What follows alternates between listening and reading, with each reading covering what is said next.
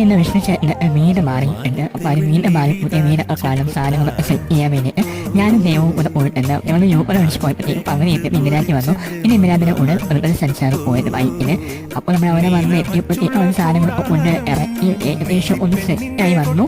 അപ്പോഴത്തേക്കും ആല് ആച്ചാലുള്ള കലവും കാര്യങ്ങളൊക്കെ ഇവിടെ റെഡിയാക്കി വെച്ചിട്ടുണ്ടായിരുന്നു. ഈ ഒരു അലത്തിനായിരുന്നു ആല് ആച്ചത്. കാരണം ആന വേസ്റ്റ് ഒന്ന് ശരിയല്ലല്ലോ, ശരിയൊരു മനസ്സിലാണ് അത്രയും നമ്മൾ ഉദ്ദേശിച്ചിട്ടുണ്ടായിരുന്നുള്ളൂ. അങ്ങനെ പറഞ്ഞ ആഹ്വാനത്തിന് മുന്നേ അടുപ്പിന് കലോ വെച്ച് ആന നല്ലപോലെ കാച്ചി പാലിങ്ങനെ ഇളച്ച് പോകണമല്ലോ. അപ്പം ജസ്റ്റ് ഒന്ന് ഇളച്ച് പോയാൽ മതി എന്ന് ആലോചിച്ച് നിന്നപ്പോഴത്തേക്കും പാലും ഇങ്ങനെ ഇളച്ച് പോയി കഴിഞ്ഞിരുന്നു.